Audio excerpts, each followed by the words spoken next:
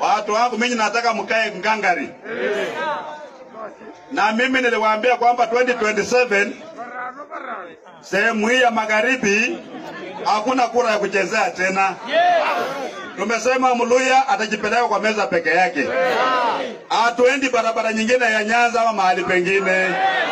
Sisi wenyewe tunaenda kwa hiyo meza, si ndio? Wala ambao ni marafiki wa Wetangula na Mudavadi na nani, mimi nasema tu pole. Ama namna gani? Akakwe kawe. Lakini na vandu wewe. Si mambo yao imekwisha. So wameuza Nzoia. So wameuza Pani Pepa.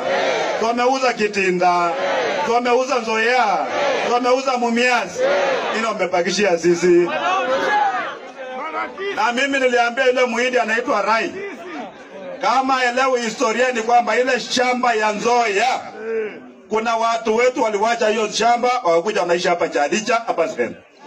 Kuna wengine wanaishi Ututu na Kongoli huko Cherengani. Waliwacha shamba ili factory ikajengwe hapo.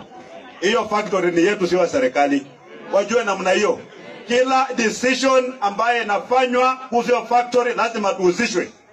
Yule muhindi aliangusha Pani Pepa, hakuna kitu amefanya kwa Pani Pepa. Alipeleka mambo yote kule Tanzania, amefungua factory na makaratasi, akafunga hii. Saa hizi yeye anamiliki West Kenya. Atafunga Nzoia, akili yake yote atapeleka West Kenya. Tuko na shamba letu hapa 24,000 acres. Hatutakubali enda ya Mungu.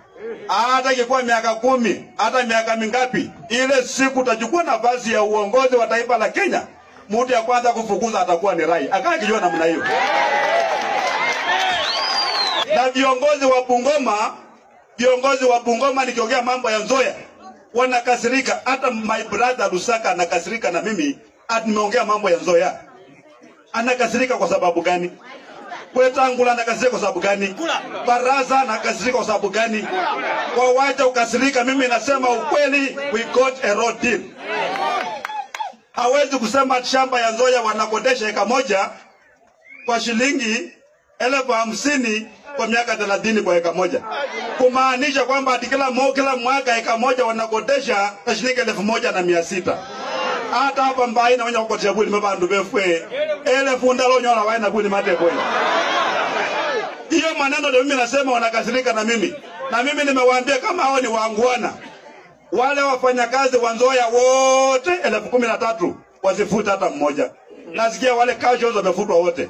Wale ambao ni permanent 3,000 nao pia watafutwa. Hao wenzetu viongozi wa Bungoma, can you stand before the media and assure the people of Bungoma ya kwamba wale wafanyikazi wa Nzoia watafutwa kazi? Wataweza kusema hiyo kweli? Baba wele byabwe basi lile vekure bandu fika baumia sana. Watu wetu ambai mutanikubali mimi niongee kwa niaba ya Muluya? Mutanikubali mimi niongee kwa niaba ya mtu ambaye amepinyiliwa chini? Na mimi nikikuwa kule mbele nikiangalia nyuma nitaona watu huko? Mutanishikilia? Na wewe mleo kupomwila. Ulandila kukono. Ulandila.